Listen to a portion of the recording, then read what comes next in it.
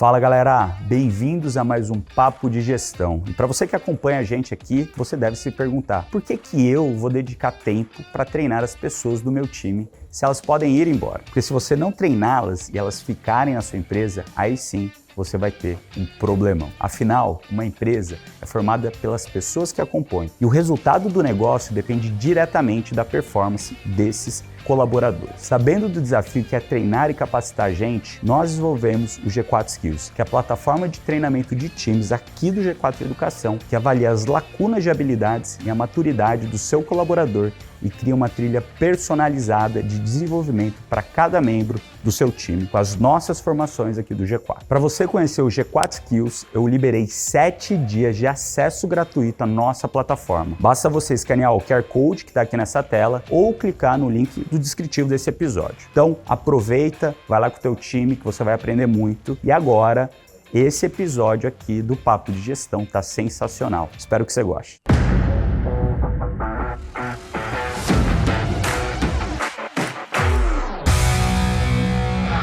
Fala pessoal, bem-vindos a mais um Papo de Gestão, esse daqui mais do que especial, hein pessoal?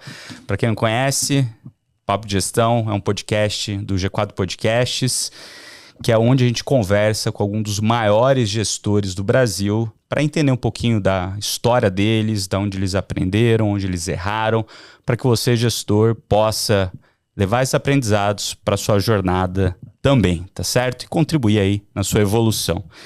E hoje eu converso com um gestor que esteve por 13 anos como CEO à frente da maior franquia de beleza e cosméticos do mundo, Boticário. Ele começou sua carreira como assistente financeiro na companhia, ocupou a cadeira de CEO e atualmente ele é vice-presidente do conselho e sócio do Boticário. Então, Arthur Greenbaum, exatamente isso, do Grupo Boticário, uma honra receber você aqui. A gente fica aqui no mesmo prédio, né? Então foi rápido aqui chegar para esse papo. Muito bom, super obrigado pelo convite, Bruno. Prazer estar aqui. Essa vez foi fácil de chegar mesmo, né? É um elevador de distância, mas uma delícia poder estar aqui para a gente conversar um pouquinho, contar um pouco de história, né? Aprender um pouco, ouvir de você também, vai ser muito legal. Boa. E você mora em Curitiba atualmente, Curitiba, né? Curitiba. Boa. Foi lá onde começou o Boticário. Onde começou, né? Saldanha Marinho, né? 214, um laboratório de manipulação que, a partir de uma visão diferenciada sobre um laboratório que foi do Miguel. O Miguel é o fundador do Boticário, meu sócio. Teve, a partir disso, ele já, pela experiência que ambos tínhamos, né, do comércio dos pais, e a gente trabalhar nisso, naquele momento quando ele abriu o laboratório, ele teve uma visão diferente de como tratar o consumidor. Era um espaço diferenciado, lugar para sentar, música ambiente, né, muito diferente do que era um laboratório tradicional, onde você ia, entregava a receita e ficava esperando ela ficar pronta ali, sabia Deus aonde.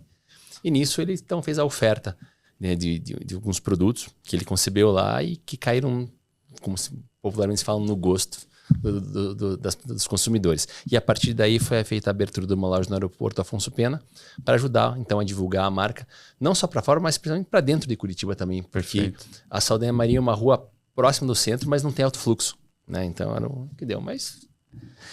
Deu um cheiro bom essa história. Muito bom. E, cara, como você bem disse, né, o Boticário, ele começou com uma forma de manipulação há 50 anos atrás, né, e de lá para cá muita história aconteceu. Vocês passaram aí por diversos momentos de crise, momentos econômicos diferentes, né? Falo de crise do Brasil ou até mesmo do mundo. E vocês souberam muito bem se adaptar a todas essas mudanças que aconteceram aí ao longo do tempo, né? E na sua visão, o que você acha que foram assim, os principais características da gestão da empresa que fizeram vocês entenderem as crises como oportunidades de crescimento? Veja, acho que nesses 46 anos que a gente tem de existência, como você falou, a gente foi exposto a todo tipo de prova, né? Ou seja, empreender no Brasil não é jogo fácil, né? Então, quando você está começando uma série de planos econômicos, vivemos os momentos da famosa inflação de 70% ao mês. E como que você consegue dar conta disso e andar, né? Acho que tem alguns pontos. O primeiro ponto é que a gente sempre foi muito focado no consumidor. Então, sempre o nosso norte foi a bússola foi o consumidor, e isso é e será uma fortaleza nossa ao longo de toda a trajetória disso, né? Do outro lado, acho que pelo modelo que a gente escolheu como modelo de franquia, tem uma questão de um respeito muito grande pelo parceiro do negócio. Franqueado, nosso parceiro principal, agora trabalhamos também com revendedoras, tem parceiros multimarcas, mas todos eles embarcados desse respeito muito grande e do serviço que você tem que oferecer, porque uma coisa é entregar produto, a outra coisa é entregar todos os serviços que são correlatos a isso. E acho que tem um terceiro ponto também que é fundamental, que foi a inovação.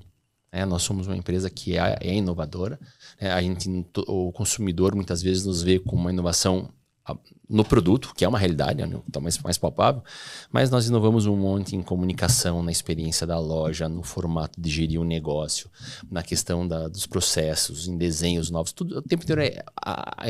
O nosso grupo é muito fértil para o terreno da inovação e a gente traz isso muito presente no nosso dia a dia.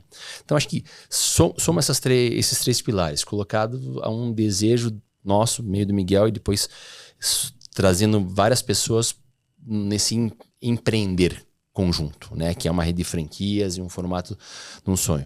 Onde que você tem que ter flexibilidade, tem que ter decisão rápida, tudo que foi requisitado de competências e cultura ao longo da história sendo transformados em prol do negócio. Então, todas as nossas decisões são decisões voltadas, né, primeiramente para o negócio. Acho que um fator importante, não ter aquelas... mas tipo... Quando eu comecei a trabalhar, eu entrei bem novinho, eu entrei com 17 anos lá. Eu fui dar uma mão, então eu ouvi de um cara que era um diretor, falar: você sabe com quem está falando? Eu falei: meu Deus do céu, eu não posso fazer um negócio desse. Eu tinha 17, né? Então, a gente nunca teve isso, nunca foi uma cultura. Sempre foi tipo, o que é bom pra gente fazer, pros nossos parceiros, pro negócio, pra andar. Cara, a gente tem coisas pessoais, bacana, mas a gente consegue lidar bem com elas, né? Primeiro, sempre o negócio bem na frente. Perfeito, cara. E a gente teve aqui com o Caíto Maia, né? O fundador da Chili Beans. Cara, um cara aí figuraça, sensacional. E a gente falou muito sobre isso, né? Sobre franquia, etc. Ele contou uma história que eu achei sensacional. Ele falou que tinha um shopping, ou tem um shopping lá em Florianópolis, que ele abriu a loja dele lá há mais de 10 anos, né? E passaram-se esses 10 anos, as duas únicas empresas que continuavam lá naquele shopping eram a Chili Beans e o Boticário.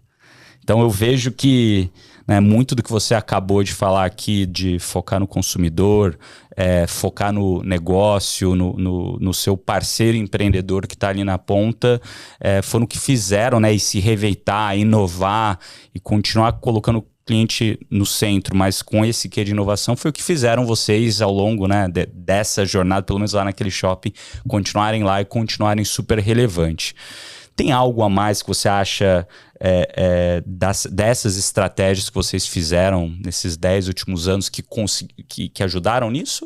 Sem dúvida nenhuma. Ou seja, porque, como eu contei aqui, pontos um pouco mais amplos, né? Mas quando eu vou para a loja, que é a parte que a gente mais gosta do negócio, como o Caíto falou, não tem como não falar de qualidade de produto, né? Portfólio extremamente diferenciado. Ou seja, eu brinco que no Brasil a gente tem complexo vira-lata, porque produto muitas vezes o bom é importado. Tem vários setores do nosso empresarial aqui que fazem produtos mega bons para competir em qualquer parte do mundo, e o setor de cosmético e beleza é um deles. Eu posso garantir, né, não só em meu nome, mas como o nome das outras empresas que estão aqui, produtos extremamente competitivos, com performance, importado. Então, não tem como não ter. Tem portfólio bastante importante. Tem uma questão de experiência no ponto de venda. Toda a jornada que é oferecida no consumidor, no atendimento, né? Todo o trabalho que é feito pela equipe do franqueado em recepcionar, em fazer a curadoria, direcionar. E para isso tem que ter realmente um treinamento muito importante, porque isso não acontece por acaso. Então, a base de treinamento que é oferecida, tanto para que a gente possa promover o desenvolvimento do nosso parceiro de negócio, que é o franqueado, quanto da consultora da loja, faz muita diferença nessa integração. E, obviamente, uma coisa chamada marca. Ou seja, Boticário é a marca mais amada pelos brasileiros há muitos anos. Então, isso tem um contexto muito forte do ponto de vista de atratividade e do ponto de vista emocional também, do que a marca consegue transmitir para os seus consumidores. Então, quando se fecha esse pacote, a gente consegue ter uma boa equação de loja. Eu sempre falo, né? Todo mundo fala, mas é difícil abrir uma loja. Não, abrir a loja às vezes não é fácil, requer capital, mas o mais difícil é você sustentar a loja aberta. E, cara, e essa história que o Caíto bem contou pra gente é uma prova viva disso, tanto da Chili Beans como vocês aí fazendo Ótimo trabalho. E um negócio que você trouxe aqui, que você acabou de falar, que eu achei super interessante, que é sobre produto, qualidade de produto, diferencial de produto, né? E uma das coisas que a gente vê na Boticário, principalmente na parte dos perfumes, né, é que vocês trabalham com esse sistema sensorial ali muito aguçado, que isso é uma arma muito poderosa para vocês, né? E eu acredito que deve ter muito cliente que vem aqui para vocês e falam, nossa, as mulheres falando, aquele perfume Tati me lembra da adolescência, de quando eu era mais nova, ou Malbec, meu pai tinha Malbec, né? Minha mãe dava pro meu pai, falando, pô, o cheiro do meu pai, cheiro de putz, um homem, autoridade, exemplo, né? E desde do início, quando vocês começaram o negócio, vocês tinham noção desse lugar afetivo que o produto da marca que ele podia criar?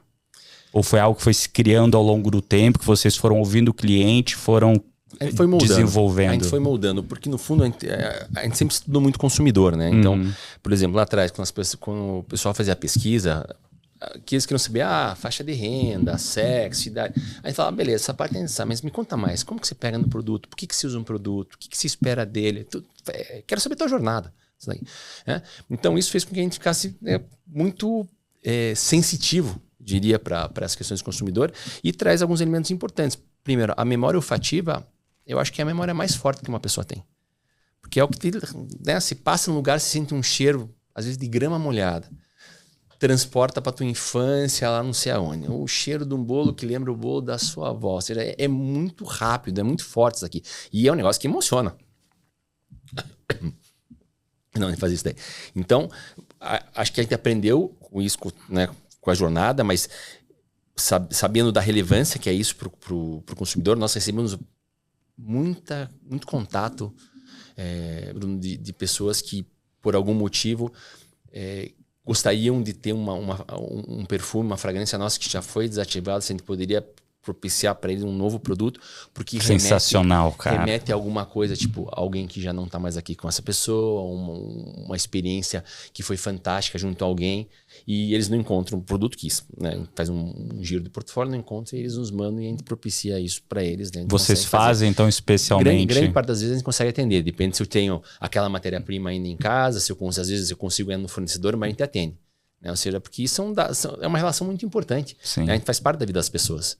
Como se falou Garota Tati, né? Garota Tati, quantas mulheres não tiveram, né? E não era só o perfume, era a cartinha que mandava, a Garota Tati era uma personificação. É incrível falar isso daqui, porque a gente tinha um clube de relacionamento, né? E acompanhava bem isso daí.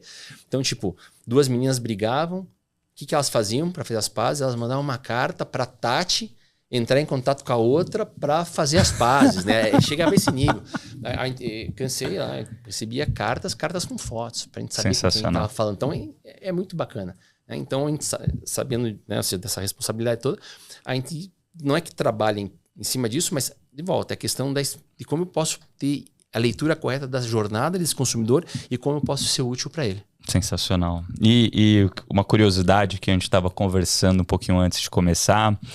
E eu tava lendo aqui, eu não sabia antes, estava lendo o briefing aqui que o time passou, que o seu sócio, Miguel, né, ele é casado com sua irmã. Exato.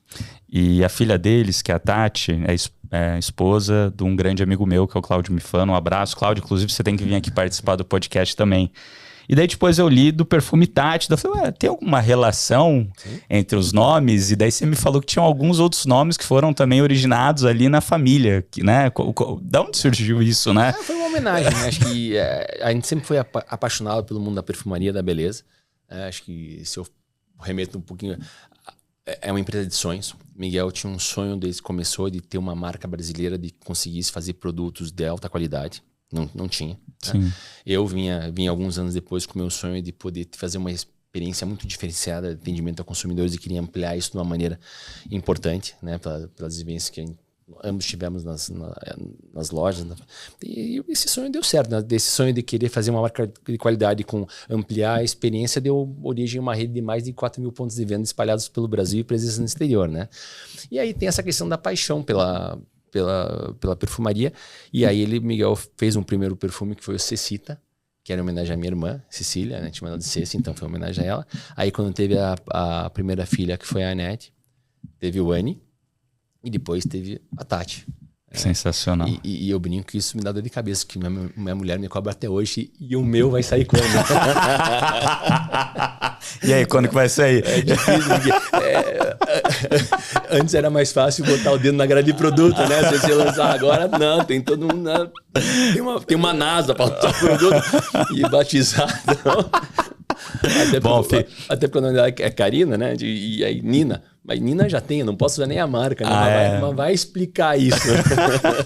Bom, fica o recado aí para a turma do Boticário. Lembrem-se de fazer essa homenagem em algum momento para Digníssima, né? Cara, uma coisa que eu vi você falando que me chamou muita atenção foi que, né, que você contou um pouquinho aqui que antes de se juntar ao Boticário, você trabalhava na loja dos seus pais, né? Que era uma loja de multimarcas e você questionava muito sobre o que fazia o cliente comprar na sua loja e não na loja do seu vizinho ou em outra loja, né?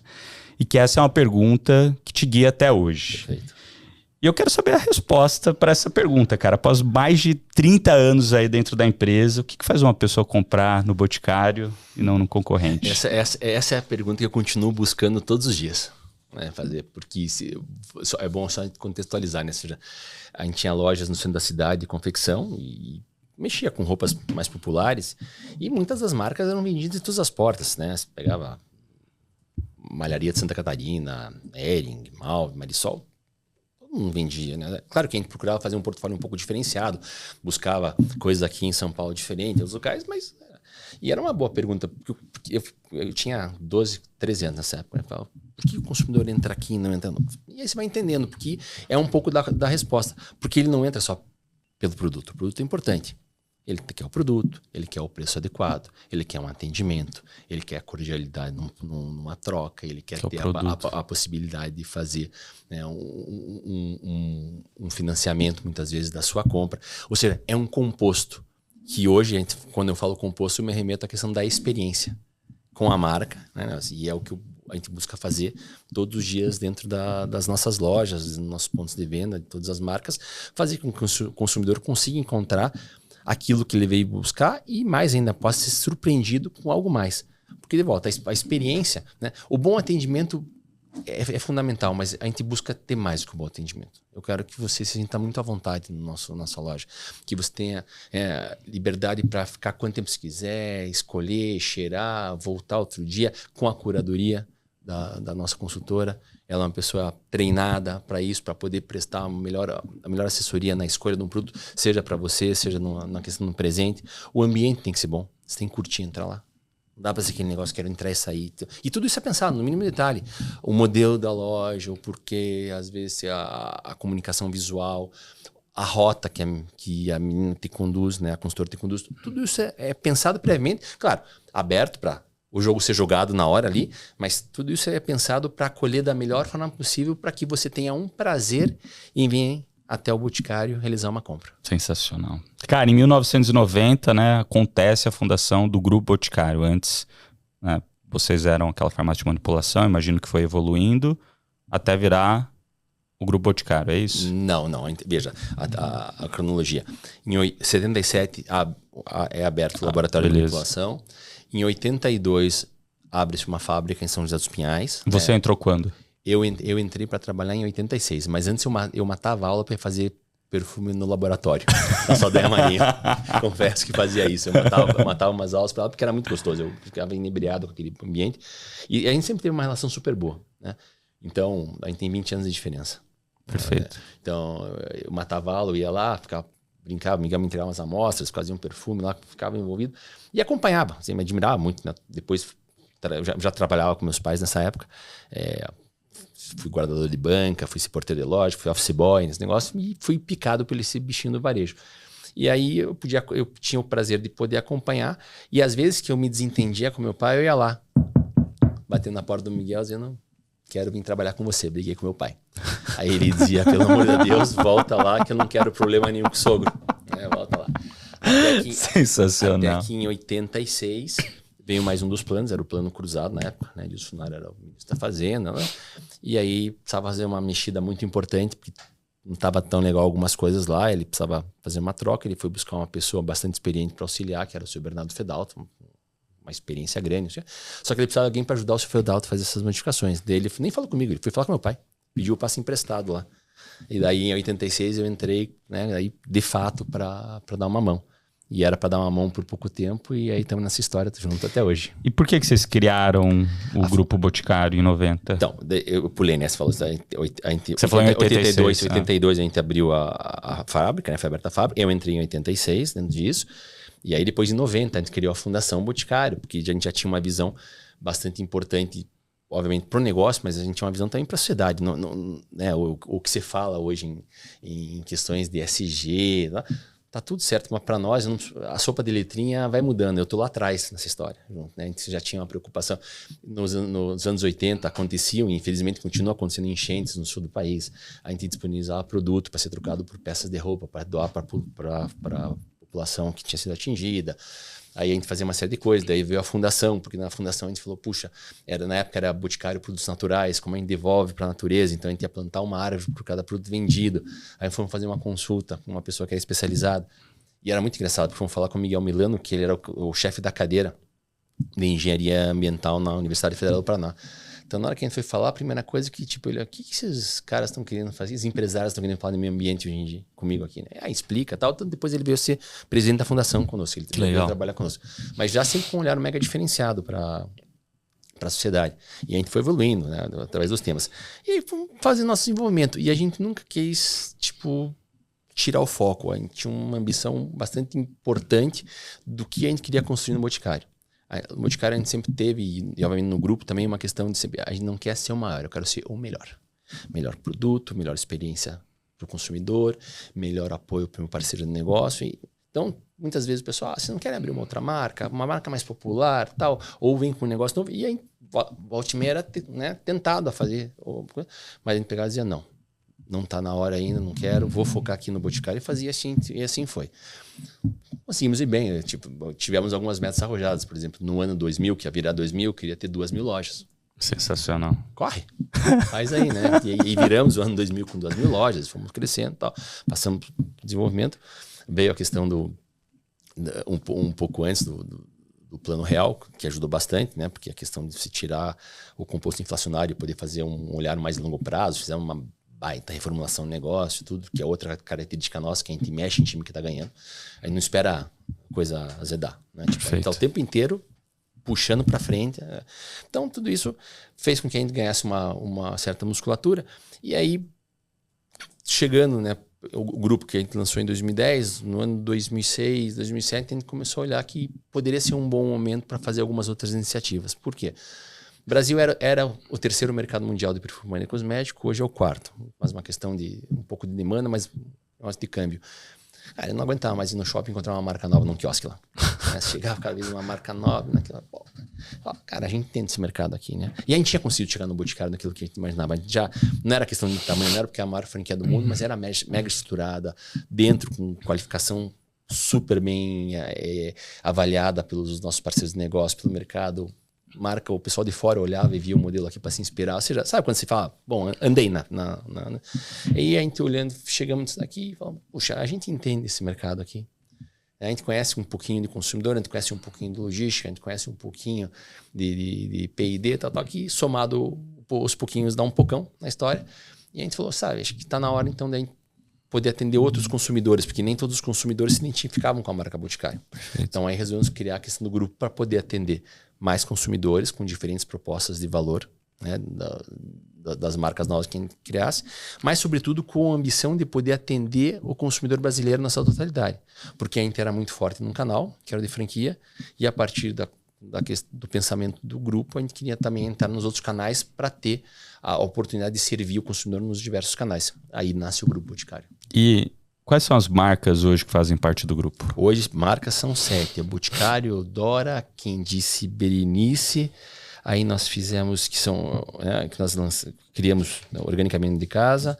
Aí depois nós compramos Vult, compramos Dr. Jones, compramos Truss, que é salão profissional, né?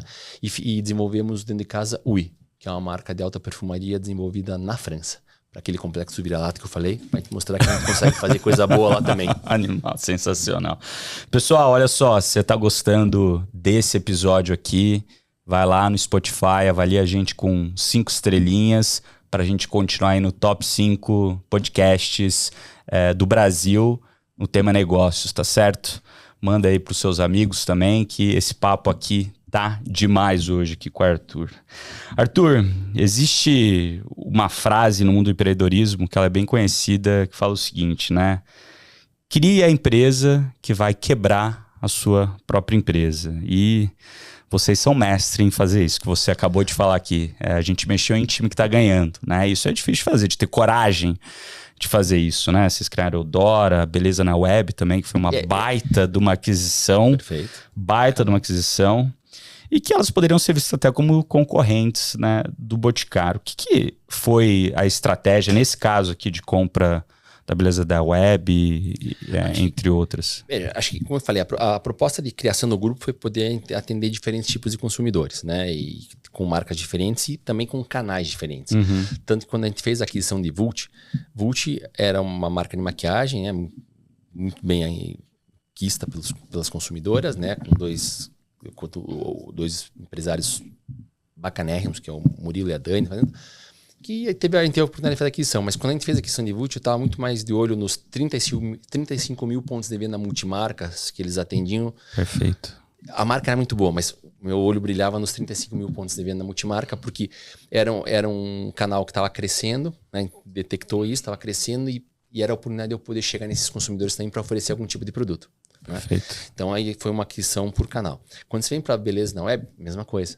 Ou seja, a gente tinha o comércio eletrônico do grupo para fazer? Tinha, para as nossas marcas proprietárias.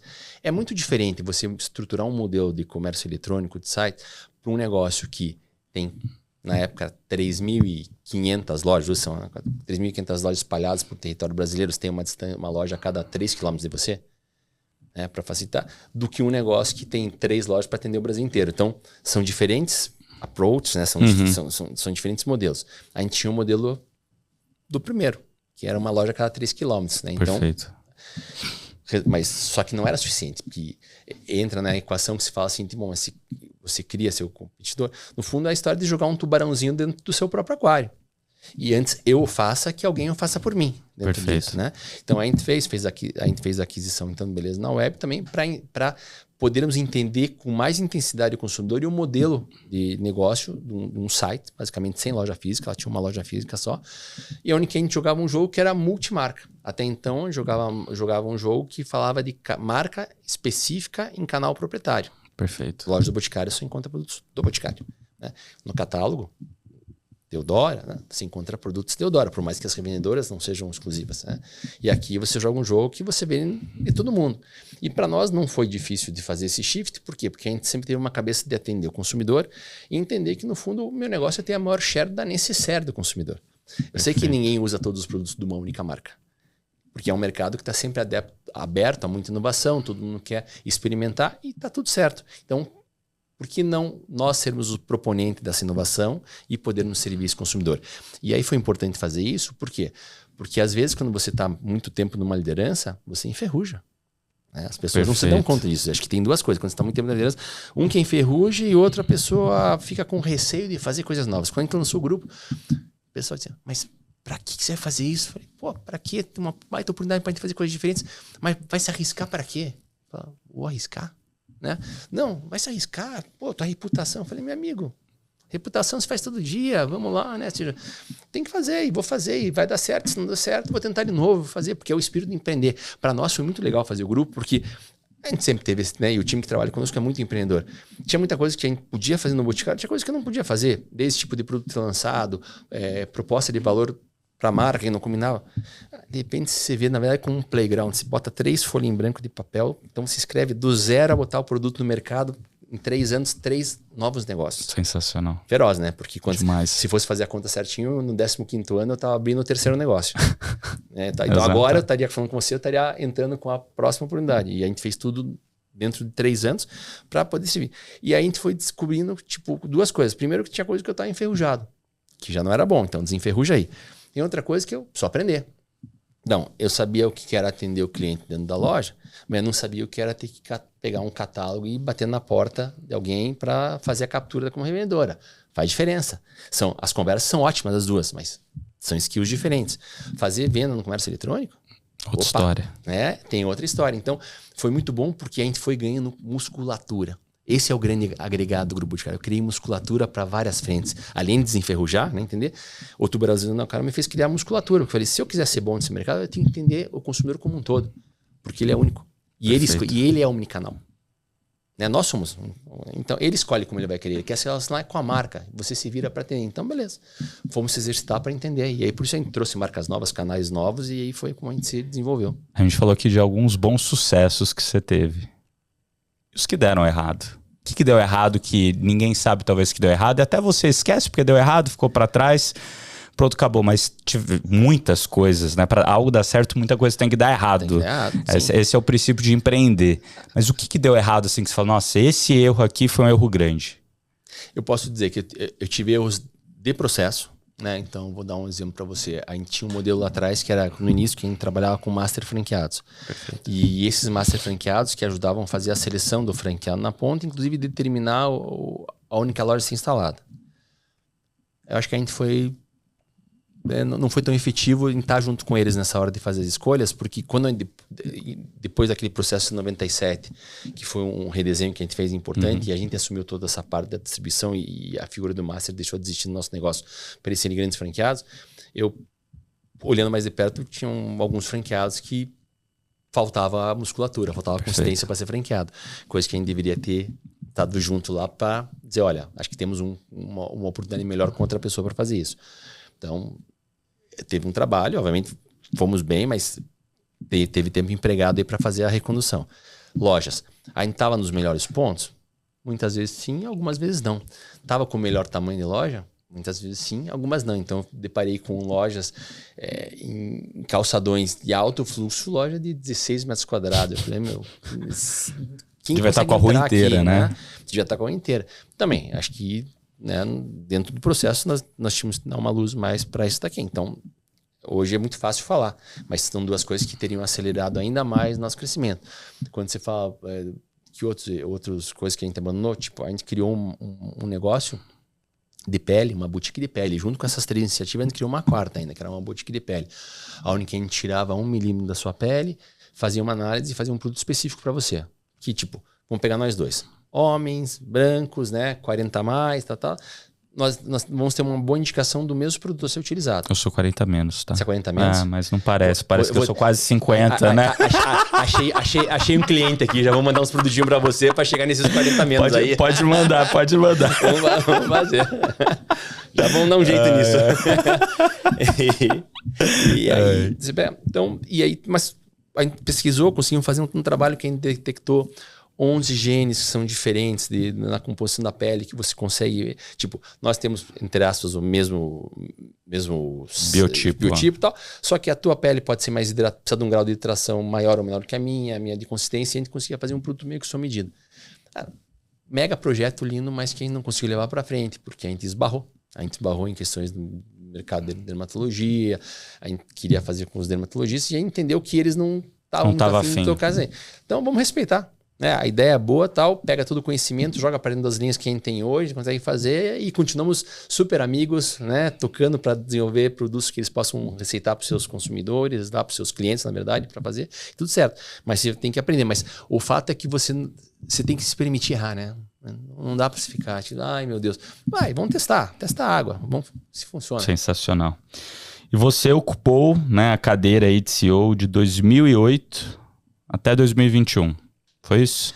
Foi. Eu, em 2002, eu era vice-presidente, fui nomeado vice-presidente executivo em 2002. Então, e já a operação passou a responder para mim naquele momento, a parte mais de operação. Então, você pega a cadeira aí, são 20 anos. 20 anos. O que te motivou sair dessa cadeira para ir para o conselho? Boa pergunta. No fundo, foi uma escolha que foi minha. Né? Ninguém chegou para mim e falou, olha, vou mexer tal... Foi uma escolha que foi minha, pelo conceito que eu trago sempre da gente ter que, né, a obrigação de mexer em time que está ganhando. Por que eu resolvi mexer na minha posição? Né? Porque geralmente quando você faz um movimento desse, você faz porque ou a pessoa tá de saco cheio, não, né, fazer, ou vai tirar um sabático, ou Deus o livre tá com problema de saúde. Cara, tá tudo certo na vida. Né? Adoro o que eu faço, continuo fazendo com super paixão. Não quero fazer um ano sabático, né? Tô bem de saúde, mas aqui a gente tem, nosso papel enquanto gestores é administrar a longo prazo, né? Então, a cadeira de CEO é estimulante, é uma delícia, é pauleira todo dia, você faz tal, mas você fica quebrando muita pedra durante o tempo. O que é bom, só que não dá para negar que no mundo, assim, o mundo em geral e obviamente no mundo dos negócios, as coisas ficaram mais complexas. Antes você só agrega atividade, você não tira atividade. Tinha um negócio, para dar um exemplo, tinha um negócio chamado contabilidade, que depois passou a ter contabilidade e controladoria, daí tem contabilidade e controladoria, e daí tem compliance, daí depois tem gestão de riscos, e você vai aumentando coisas assim como em outras áreas. E vai ficando. E você vai, geralmente, se deixa aquela figura do CEO lá em cima e vai botando um monte de risquinho para baixo. Cara, isso daqui tem um limite também de fazer, né? E isso faz com que você tenha que dedicar um tempo muito grande para olhar hoje. E nós sempre fomos muito conhecidos por olhar hoje e construir o futuro. Dentro disso, tem aquele estudo da 2% Companies que conseguem fazer isso na história. Graças a Deus está muito bem inserido nisso daí. Só que com o mundo mais complexo, para gerir e tal, achei salutar a gente fazer uma certa divisão da cadeira de CEO. Né? Então, ter alguém para tocar vamos chamar o dia a dia, mas o dia a dia não é só hoje, é entregar o plano de 3 anos. Né? Então, o Fernando com o time, o Fernando é o nosso CEO hoje, o cara que está 24 anos comigo, o cara que toca essa toada, né? De 0 a 3, e eu brinco que eu troco de 3 a 10, porque cuido mais da questão da estratégia, né? Ou seja, participo de várias incursões no dia a dia com ele em reuniões que são importantes, reuniões de projetos, de alguns resultados, coisas que são os days que a gente chama, tipo franchising day, estou lá participando para poder olhar o que está sendo colocado de médio prazo dentro disso, mas trabalho muito fortemente com o conselho, com a questão de não só de estratégia, mas tem a questão de como a gente faz a representatividade correta, e para mim, eu queria mais tempo de qualidade. Eu estava num momento sem muito tempo de qualidade, e eu queria estar mais próximo da ponta. Né? Ou seja, eu sempre estive muito próximo do cliente, estive muito próximo do consumidor, que para mim é onde que me oxigena bastante.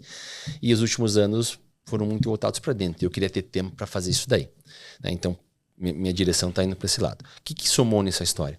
Somou essa história do tempo de qualidade, porque eu fui para a China eu sempre gostei de viajar muito para estudar varejo. Né? Eu gastei muita sala de sapato e continuo gastando. Né? Para conhecer, para visitar nas operações e tudo mais. Fui para a China, voltei de lá com a cabeça que era um ovo. Né? Porque todo mundo acostumado com o modelo americano, você vai para lá, vê um modelo diferente do ecossistema e tal, você volta cheio de perguntas na cabeça e tal, e tá tudo certo. Só que passaram-se lá 3 anos, eu tava com as mesmas perguntas na cabeça. O que não é um pecado, mas as mesmas perguntas no mesmo estágio é um pecado. E eu sou um cara obcecado por futuro. Então eu não falei, não. Né? Ou seja, eu preciso mexer nisso daqui, né? E nessa história você vê, às vezes, uma tartaruguinha quase quer escapar, você puxa ela a perna e ele volta. Então eu falei, não, vou mexer na minha cadeira, vou para uma posição que oficialmente é de vice-presidente do conselho, mas no fundo é um chairman executivo. O chairman da empresa é o Miguel, ele que lidera a reunião do conselho como um todo. E o meu papel é do chairman executivo e estar mais colado na operação, tá ajudando, tá fazendo e tá podendo viver o momento para poder dar os direcionamentos corretos. Eu faço um pouco da ponte entre as duas frentes. Perfeito, perfeito.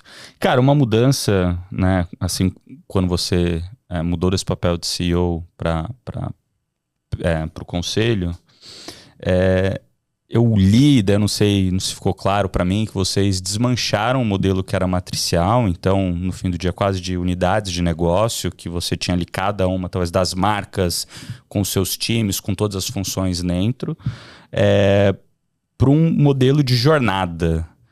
Só que não ficou muito claro para mim, né? Jornada do consumidor, jornada do franqueado, jornada do fornecedor. O que foi a estratégia por trás dessa mudança? Se você puder explicar um pouquinho mais o que foi essa mudança também e da onde surgiu a ideia de fazer ela?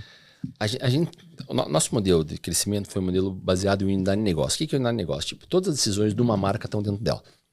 Tá. Ou seja, Boticário, Eudora, Kings Berenice, marketing, comercial, né? Go to market, aqui. O que não era proprietário de cada uma delas? P&D, que é conjugado para todo mundo. Fábrica, que atende todo mundo. Finanças. recursos humanos e tecnologia. Então, é um modelo matricial. Isso certo? Era separado, isso daqui era Essas dela. prestavam serviço para todas. Perfeito. Aqui, e eu tenho as marcas aqui. Então, tudo certo. Serviu. Quer dizer. Só que, obviamente, quando a gente lançou a questão do grupo, eu sabia que ia ter redundância de algumas coisas. E para mim tá de volta, tudo certo, porque a gente fez uma visão de 10 anos com relação a isso. E olhando o cenário desses 10 anos, que a gente lançou, na verdade, ele foi a gente começou a pensar em 2008, né? E o grupo foi pro ar em 2010, mas pega de 8 a 18. A gente tinha olhado que 5 anos iam ser muito bons, do ponto de vista de mercado, e 5 anos iam ser mais difíceis. Então, não sei o que eu queria fazer nos 5 anos muito bons. Eu queria lançar. Queria a velocidade, porque eu queria botar o produto na rua, a estrutura montada. Mesmo que a eficiência fosse um pouco pior. Exato. Meu quesito era fazer bem feito, mas veloz, porque nos anos que não fossem tão bons, eu ia lá apertar os parafusos e arrumar. E funcionou. A visão foi boa, acertamos na visão, conseguimos fazer. Só que você vai montando. Então, se, tipo, por exemplo, eu tinha lá um canal de venda direta em Eudora, e eu tenho venda direta no Boticário, eu tinha um canal que geria em separado. Apesar da revendedora, muitas vezes, ser a mesma revendedora. Perfeito. Eu tinha loja nos dois modelos. QDB eu tinha loja também. Então, eu tinha as questões lá replicadas, o que era bom por um lado, alta velocidade. Aí eu falava, vocês têm que se conversar. Aí o pessoal, claro, tá. Não acontece. Não conversa. Né? Então, e aí eu estava vendo que eu precisava fazer essas mudanças, não só por uma questão de eficiência, mas por uma questão de poder trabalhar melhor com relação às experiências, às jornadas e ao futuro. Então eu brinco, né? Você está vendo que vai ter uma parede. Eu tenho que gerir um negócio e muitas vezes jogar a parede para frente dessa equação. A gente tinha uma velocidade boa de lançamento de produto? Ó, tinha, muito boa. Superior a boa parte do mercado. Mas quando a gente joga para o nosso padrão, estamos perdendo um pouco de eficiência aqui. E aí eu quis começar a mudar o modelo. Tentei preservar a questão da unidade, mas juntava as pessoas e dizia, puxa, vamos fazer diferente, vamos fazer a jornada da revendedora para dizer. Por quê? Porque de volta, ela era cliente da marca A e da marca B. As necessidades talvez muito parecidas, com um pouco de diferença, talvez em 10%, que precisavam ter conjugações de tecnologia e tudo voltados para isso.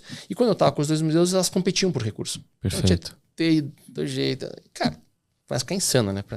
E eu chegava lá, vamos fazer a reunião, todo mundo dizia, não entendi, beleza, tal. Só que acontece, quando eu voltava para a base dele, quando ele voltava para a base, ele dizia, puxa, ele pediu para fazer, mas eu tô aqui com o meu dia, preciso entregar o número, tal, ficava lá para trás. Eu tentei 18 meses. Ser, né? Na base do amor. Na base do amor por 18 meses, e vem cá, vamos fazer, tal. Aí eu entendi que a única maneira que era para fazer, as pessoas entendiam que a mensagem era uma ida sem volta, porque eu tinha gente que olhava e falava, mas daqui talvez não funcione. Não, eu não tinha nem divulgado o modelo, mas é difícil para fazer. Mas para mim era claro que eu tinha que trabalhar por jornada, porque minha vida inteira eu olhei para fora. A gente olhou para fora para construir dentro. Perfeito. Né? Então não fazia sentido ficar olhando para o nosso umbigo lá. Não, olha para fora e constrói. O pessoal, atacador do consumidor. Mas a gente sempre atacou, né? Então, mas não era olhar para fora e fazer.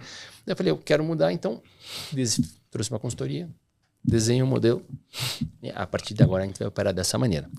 Não vai funcionar. Eu falei, bom, vai. Né? Vamos fazer rodar, vamos fazer aqui. E aí, ao fazer toda essa mudança, depois que tinha feito os desenhos, tinha alocado as questões todas, a gente movimentou aí cerca de 800 pessoas entre cadeiras e jobs description. Isso daí não é coisa loucura, pequena. Cara. De volta, uma coisa está tudo certo, dando um baita resultado e não tudo bem, né? Ou seja, tem que mudar. Quando eu desenhei toda a mudança, eu falei, eu já tinha liderado várias mudanças no Bote, então eu falei, acho que essa a gente tem gente de casa para liderar e fazer, porque eu quero o novo papel, eu quero o papel estar mais na estratégia, quero estar mais próximo da ponta. E foi aí que a gente fez a virar. Então, eu desmanchei o modelo de unidade, construímos de jornada, aí se pergunta por quê? Eu quero ter mais velocidade, eu quero ter mais assertividade, eu quero ter mais gente pensando na solução dessas dores. Perfeito. E na entrega maior dentro disso, que eu ganho capacidade. E quantas jornadas vocês têm hoje? Eu tenho hoje, são 4 jornadas. Eu tenho a jornada do consumidor, do franqueado, 5. Jornada do consumidor, do franqueado, da revendedora, do cliente multimarca e do colaborador interno. Perfeito. E qual que é a vantagem disso? Tipo, que você pega, se desmonta, né? É interessante. Se desmonta aqui, tinha muita decisão tomada no cara da unidade, que é bom, que te dá velocidade. Né? Mas não tinha replicado. Mas eu não, muitas vezes, não aproveitava uma experiência boa. Né? Quando você vem para um modelo mais horizontal, dá mais trabalho.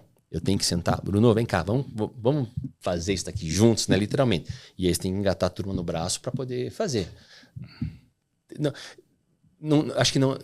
Na história, tem melhor ou pior? Tem aquele que serve para você naquele dado momento. Você tem que escolher a que faz sentido para você. E para nós tá fazendo muito sentido. Todos têm prós e contras, depende do momento que você tá e do que você quer como objetivo. Exatamente. E também do tipo de problema que você quer administrar. Perfeito. É isso aí, o problema que você quer administrar. Cara, você, né, a gente começou aqui falando que você é sócio do seu cunhado, né, o Miguel.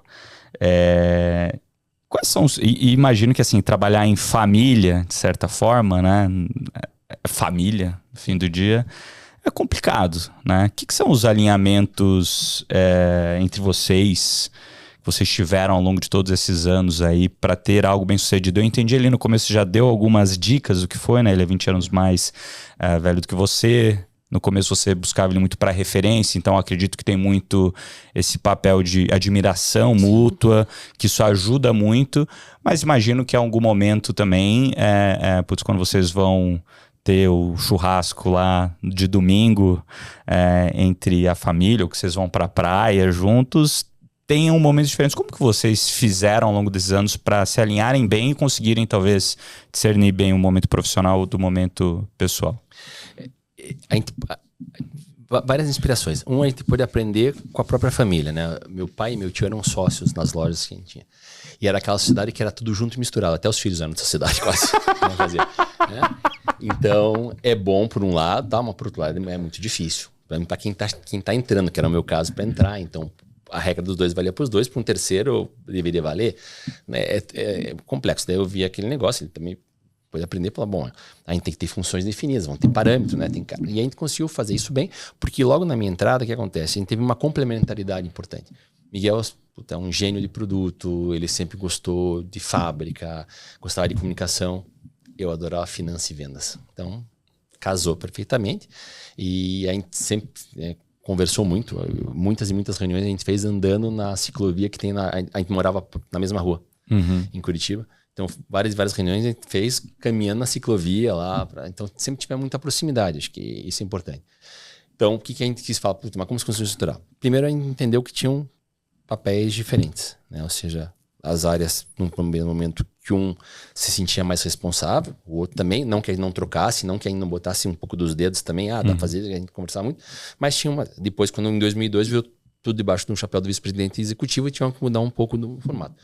Mas a gente sempre soube respeitar um negócio que a gente chama da dança dos chapéus. A gente aprendeu com uma consultora que a gente trouxe, que foi principalmente quando a gente teve a mudança, quando eu assumi a presidência executiva e o Miguel foi para presidente do conselho. Que, como se fala, empresa familiar é ótima, desde que você não transfira o modelo familiar para a gestão do negócio. Perfeito. Ter controle, tá? Fantástico. A gestão tem que ser profissionalizada. Isso a gente sempre teve ao longo da história. Tipo, a gente não tem praticamente parentes trabalhando, não que seja um problema, mas tem eu tenho duas sobrinhas que estão aprendendo no conselho.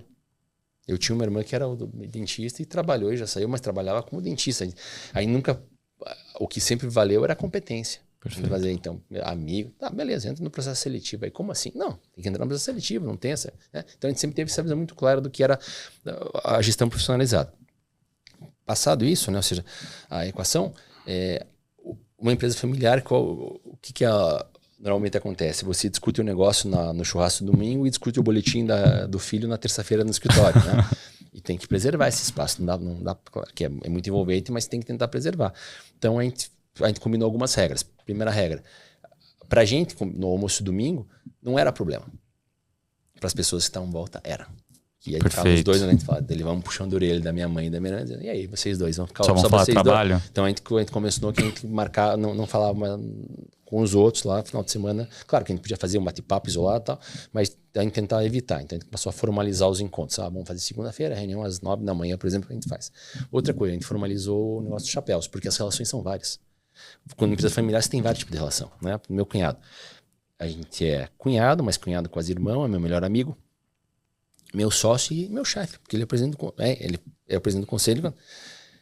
Como que é a história se ele vai fazer uma pergunta como chefe, eu respondo para ele como meu amigo?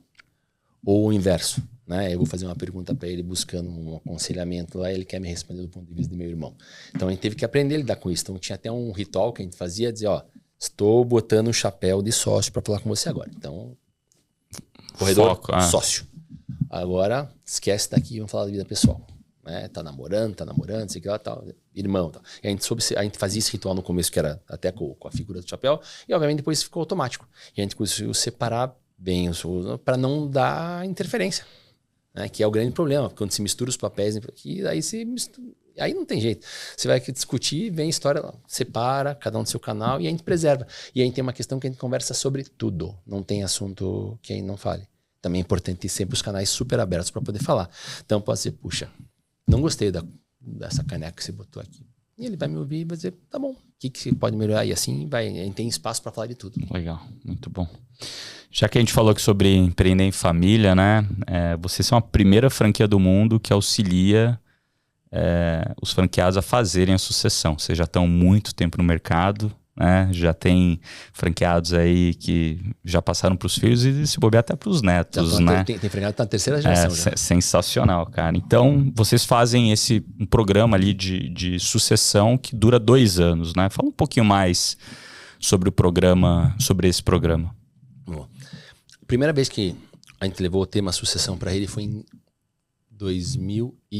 1995. Então já vamos fazer, né? Quanto tempo? Primeira vez que eu trouxe esse tema no palco, quase apanhei dos franqueados. Coloquei lá, na saída do palco, o pessoal me cercou. Aqui você tá achando o quê? Eu ainda tenho muito gás para dar e não sei o que lá. Como se eu estivesse obrigando. Eu falei, gente, eu não tô obrigando ninguém a fazer nada. Eu tô trazendo um tema para ser pensado. Porque nós latinos, né, temos duas palavras que mexem de uma maneira muito forte na nossa emocional. Uma é sucessão, outra é testamento. Perfeito. Você vai falar em testamento, você está condenando alguém a morrer. É um planejamento, né? Como que eu quero que as coisas fiquem organizadas depois que eu não estiver aqui. É isso. E é melhor fazer quando tá tudo bem. Exatamente. Sucessão, você não está condenando ninguém a vestir o pijamão. Está dizendo, vamos pensar no futuro do negócio e como que vão se dividir as tarefas daqui para frente, tem espaço. Né? E foi isso que naquele momento a gente fez. E aí tivemos que ir conversando com a rede, porque eu me vi várias vezes numa situação que às vezes chegava o franqueado, a franqueada chegava com 2 filhos e falava para mim, escolhe aí quem vai operar o negócio. Fala, eu? Né? Por quê? Porque muitas vezes era difícil para eles fazerem a opção e também é difícil do ponto de vista deles justificar para um filho ou para o outro porque que era escolhido. Falei, nós não podemos fazer desse jeito. Então vamos trazer o tema em cima da mesa. Trouxemos consultoria especializada, tem uma conversa antes que chega assim, né? Quem é o mapeamento dos potenciais sucessores? É uma conversa de família, pai, filho, mãe, se é tio, sobrinho, sendo na mesa. Eles têm que entender que tem um papel que é operador, tem um papel que é sócio do negócio, o irmão não precisa operar para ser dono, ele é sócio. Todo esse esclarecimento e a família coloca. Então, é um programa que a gente chama O Futuro em Nossas Mãos. A gente já está na 13ª edição desse programa. A gente formou mais de 200 franqueados, novos franqueados, que a gente chama, né, sucessores, porque a gente trabalha o papel do sucessor e trabalha o papel do sucedido. Perfeito. Dentro disso, para poder enxergar que tem espaço de acomodação. Uhum. E por que a gente faz isso? Né? Acho que tem pontos muito relevantes. Primeira coisa, né? Ou seja, uma loja sustenta uma família, uma loja pode sustentar 2 famílias, uma loja não sustenta 3 famílias. Então, se você quer empreender com a sua família dentro desse negócio, você tem que ter quantidade maior de lojas, tem que estar preparado para fazer isso. 2, a gente, ao fazer essa questão do crescimento, a gente propicia que as pessoas possam se juntar a esse modelo. Eu não tenho que tirar uma peça para botar outra. Então, como agora a gente conseguiu crescer bem, teve diversificação de canais para eles também, novos temas, dificuldades diferenciadas, digitalização, né? Ou seja, eles entram somando e fazendo a coisa andar e com um papel importante, porque também eles se sentem apoiados. Como eles fazem tem um mapeamento, depois tem um processo de entrevista para dizer, ok, Artuzão, você está qualificado, com a tua experiência anterior, que você é formado, para dizer ver se bate. E o terceiro tempo é 1 ano e 8 meses de prática, de fazer lá. E aí você é homologado ou não. Tem gente que ao final do curso não é homologada. Caramba. Aí volta para fazer. Volta para fazer. Quando você é homologado, você passa a ser um operador, você passa a participar das convenções, mas você entra dentro do negócio. Então, para essa turma de assessores, a gente também é um baita apoio, não só para o cedido, porque é a maneira boa deles falarem que eles querem entrar no negócio e conquistar o espaço deles. E uma marca, no fundo, ela é feita da vitalidade das pessoas que compõem essa marca. Então, obviamente, para eu ser bom lá em Ponta Grossa, no Paraná e lá em Curitiba, meu franqueado e aliás, tem uma super sucessora lá, a marca tem que estar voando, tem que estar com a operação na ponta e esse é o papel da vitalidade que o sucessor traz para o negócio. Perfeito. Cara, a gente está chegando aqui na reta final. Antes de eu entrar aqui no bate-bola com o gestor, fazer uma última pergunta para você, que é uma curiosidade também. Vocês fizeram recentemente uma collab com a Brahma, né? Que viralizou muito nas redes sociais. Foi um super case aí. Você consegue falar um pouquinho mais qual que foi o objetivo da parceria e como que foi essa concepção dos produtos? Acho que quando você faz, a gente é muito voltado para inovação, né? A gente desenvolve, 4.500, em média, 4.500 novos produtos por ano no grupo. Lanço de 2.500 a 3.000 novos produtos por ano das nossas marcas. Então, temos um DNA forte de inovação. E, de volta, a gente faz inovação no produto e por que não inovar também em collabs? Você traz diferenciação, traz novidade, né?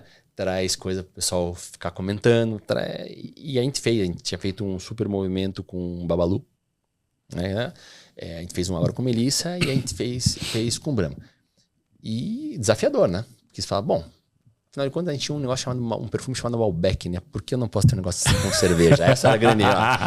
Então, vamos atender outro pedaço do bolo. Maravilhoso, maravilhoso. E a gente foi conversar com a Brahma, eles gostaram do projeto. E era como que eu desenvolvo produtos, e aí você tem uma linha completa, que é tem a colônia, tem o desodorante, tem espuma de barba, tem a pomadinha pro cabelo. Você tem que ter um cheirinho que lembra a cerveja, mas aquele bom, não é aquele que você chega em casa, né? Exato.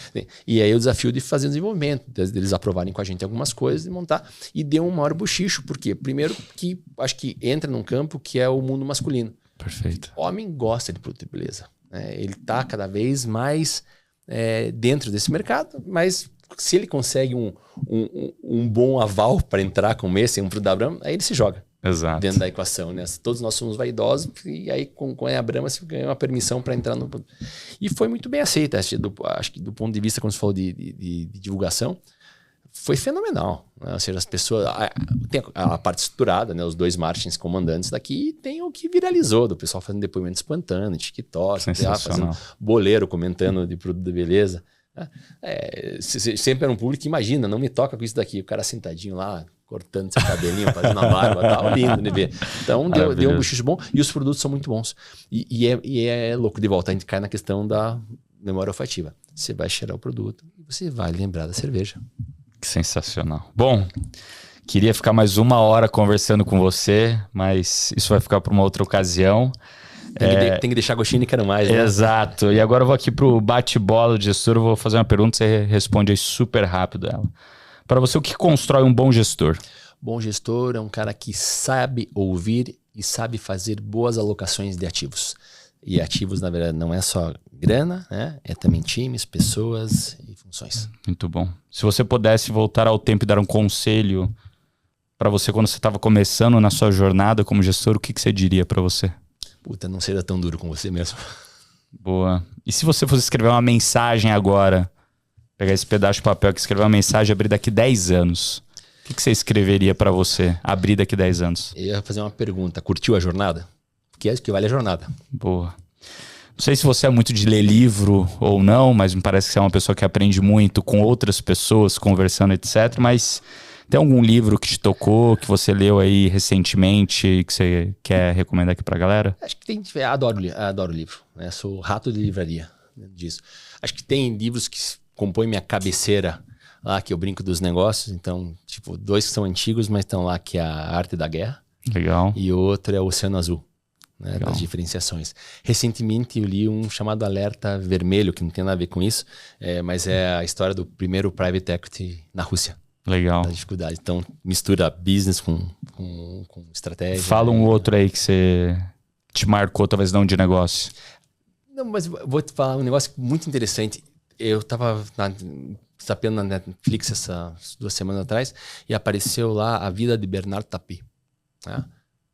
Cara, foi o primeiro livro que eu li quando entrei na faculdade. Era com 18 anos, porque é A Vida de Bernard Tapie, que é um cara que ganhou, né, notoriedade, sendo um cara que comprava empresas em situação não tão boa. E aí, ou fracionava, ou ele conseguia recuperar e vender. E foi o primeiro livro que eu li que me deu nossa, que negócio bacana esse negócio de gerir empresa. E agora eu reencontro a Netflix, estou assistindo o seriado aqui. Sensacional, legal.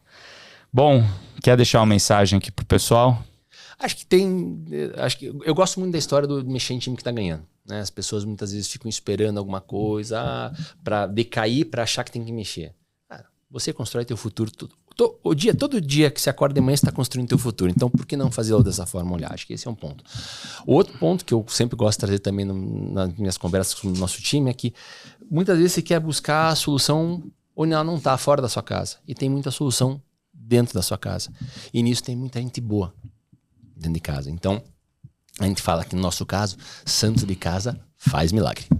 Muito bom. Pessoal, queria agradecer muito, Arthur. Obrigado por essa 1 hora aqui com a gente.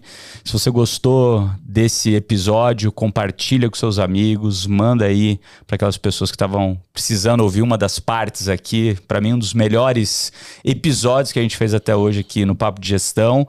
E convido você para avaliar a gente lá das 5 estrelas para a gente continuar aí nos top 5 podcasts de negócios aqui do Brasil. Um abraço e até a próxima, pessoal. Valeu!